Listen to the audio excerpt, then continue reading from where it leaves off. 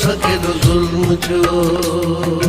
प्यासी रहियूं हसरतूं पूरा न ख्वाब थिया महबूब खे ॾिसण जन हासिल सवाब थिया अखड़िन वहायो आब आहे सारी ज़िंदगी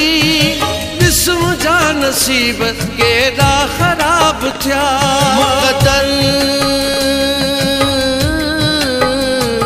मुक़द्दर खे छा कयां मुक़द्दर खे छा कयां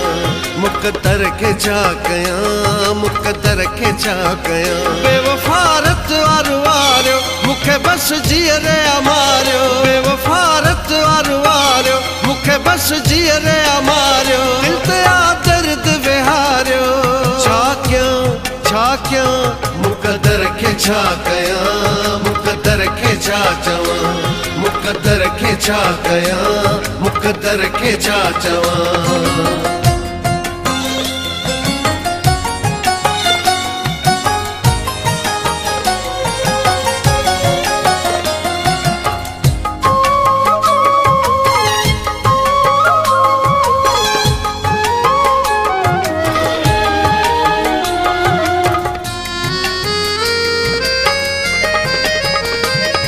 चलियो हाँ जोत वांगे वही जिंदगी गरी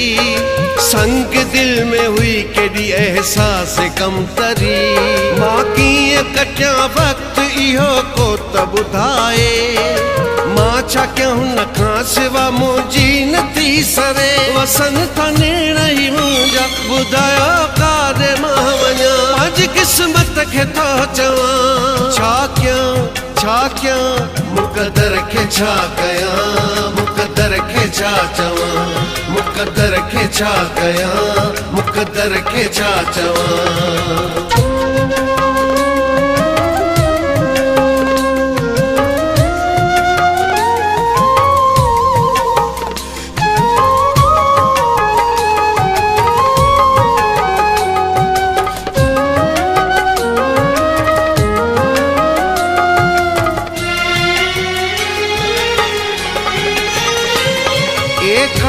यारो मां भी को पत्थर जो जा ठोकर ॾई ठुकराए हाथ कुछ न कुछ आखिर मां भी इंसान हाँ दुख केतिरा संदुम मां कीअं न कयां दाऊरणियूं हिन हुन जे अॻियां भितिन सां टकर थो हणां अञा दुख केतिरा सहां या ज़हर पी मां मरां छा कयां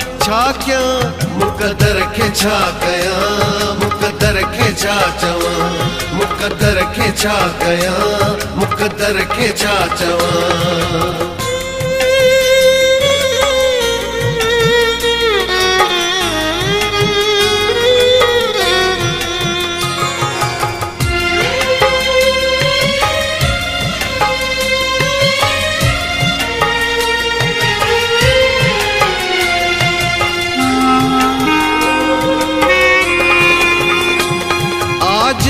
बस दर्द जो भला अंत कीअं थिए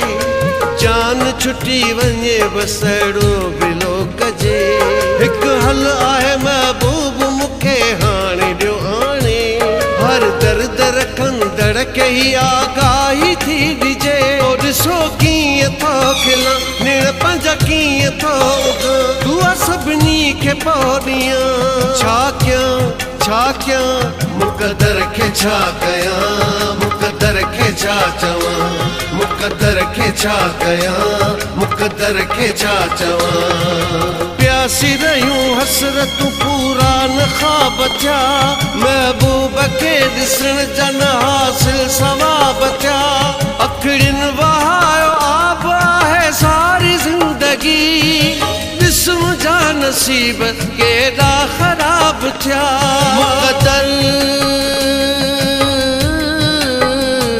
मुक़द्दर खे छा कयां मुक़द्दर खे छा कयां मुक़द्दर खे छा कयां मुक़द्दर खे छा कयां बेवफारत वारियो मूंखे बस जीअरे मारियो बेवफारत वारियो मूंखे बस जीअरे मारियो दिल ते दर्द विहारियो छा कयां मुक़द्दर खे छा कयां मुक़द्दर खे छा चवां, मुक़दर खे छा कयां, मुक़दर खे छा चवां।